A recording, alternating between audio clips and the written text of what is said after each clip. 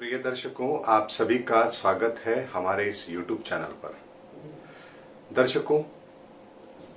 आप बहुत सारे वीडियो YouTube पर देखते हैं जिसमें आने वाले समय के लिए बहुत सारी भविष्यवाणियां भी की गई हैं कि आने वाला समय कैसा है, किस तरह का रहने वाला है। लेकिन आज इस वीडियो में मैं आपको एक ऐसे मुद्दे पर जानकारी दे रहा हूं जो अभी तक शायद ठंडे बस्ते में था, लेकिन अब जिन्न की तरह बाहर आने वाला है और हिंदुस्तान का एक बहुत बड़ा मुद्दा फिर ये बनने वाला है। मैं बात कर रहा हूं काले धन की। काले धन पर जो एसआईटी प्रधानमंत्री नरेंद्र मोदी जी के कार्यकाल आरंभ होने के बाद में बनी थी और उन्होंने अपनी रिपोर्ट भी सुप्रीम कोर्ट को दी थी और सुप्रीम कोर्ट का उसमें डिसीजन भी आया था।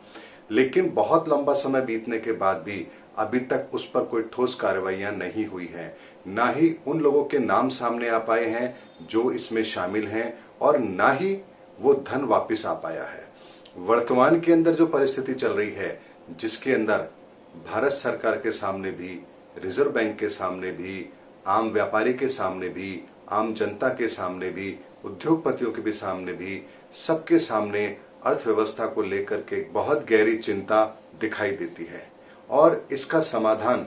अगर यूं कहें तो वर्तमान में किसी के पास भी नहीं है, क्योंकि अर्थव्यवस्था के अंदर जितने भी लोग शामिल होते हैं उसको मेंटेन करने में, यहाँ पर हर वो तबका इससे प्रभावित है। और इसका सबसे बड़ा कारण आप सब लोग जानते हैं, ये कोरोना महामारी है, जिसने अर्थव्यवस्था की गाड़ी को पटरी से बिल्कुल उतार दिया है और अब उसको वापस पटरी पर लाने के लिए बहुत मेहनत भी सबको करनी पड़ेगी, चाहे वो हमारे अपने प्रयास हो, सरकारों के प्रयास हो, बैंकों के प्रयास हो, या फिर उद्योगपतियों के प्रयास हो, या फिर विश्व समुदाय के द्वारा लिया गया संयुक्त प्रयास हो।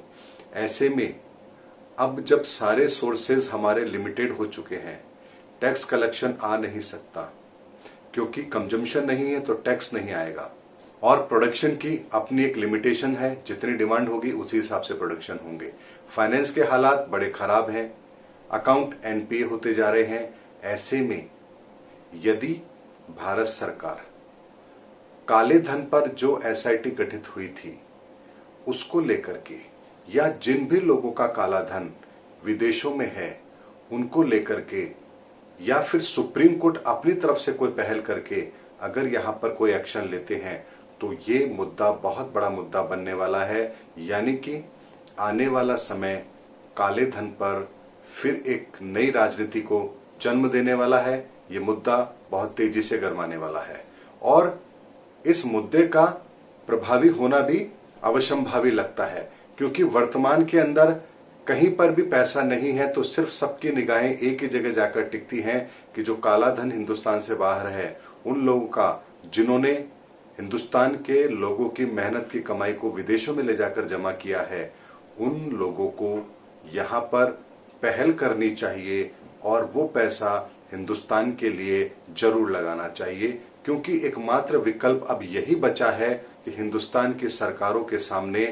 अगर वो इस पैसे को लाने में कामयाब हो गए तो ही हम इस कोरोना महाकाल के इस वैश्विक महामंदी से अपने आप को बाहर निकाल पाएंगे, क्योंकि और कोई दूसरा सोर्स अब सरकारों के पास बचा ही नहीं है। ऐसे में काले धन का मुद्दा एक बार फिर गरमाने वाला है और ये बहुत बड़ी रकम है जो यहाँ पर हिंदुस्तान से बाहर भेजी गई थी और जिसके बारे में पहले बहुत सारे आप लोगों ने जुमले भी सुने होंगे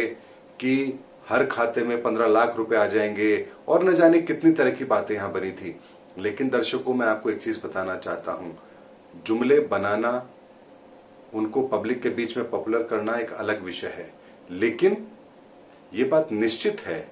कि एक कालखंड के दौरान हिंदुस्तान का बहुत बड़ा पैसा विदेशों में गया है और ये बात हर व्यापारी वर्ग जानता है। लेकिन वो पैसा आज तक वापस लौट करके हिंदुस्तान में नहीं आ पाया है, ये भी सब लोग जानते हैं। लेकिन उसे लाना इतना आसान भी नहीं है, क्योंकि इतने लंबे समय में वो पैसा न जाने कहां से कहां पहुंचा दिया गया होगा, इसकी खबर भी किसी को नहीं होगी। लेकिन वर्तमान समय की एक मांग बनती है कि उस काले धन को लेकर के यदि सरकारें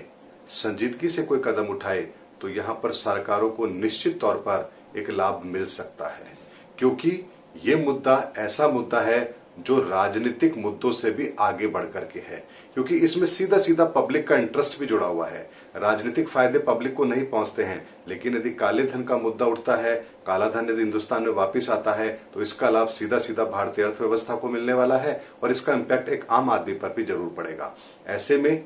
ग्रहों की स्थिति बता रही है कि आने वाले समय में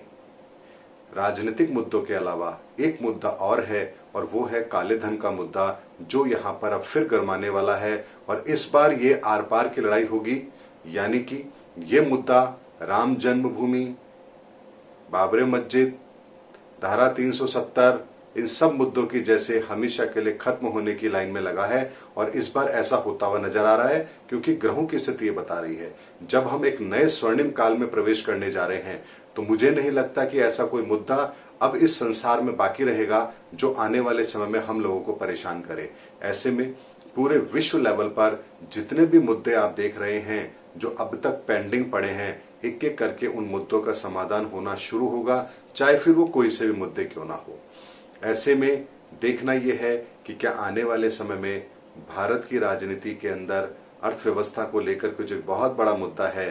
काले धन का मुद्दा, क्या दोबारा से ही उठता है, और इस बार ये लड़ाई कितनी बड़ी होती है ये देखना बहुत इंटरेस्टिंग होगा। लेकिन होगी, इसके संकेत पूरे पूरे हमको गोचर से मिल रहे हैं। ऐसे में मुझे लगा कि मुझे आप लोगों को काले धन के मुद्दे पर एक सही जानकारी आप लोगों को देनी चाहिए कि अब वापस से ये मुद्दा गरमाने वाला है और इस बार ये अपने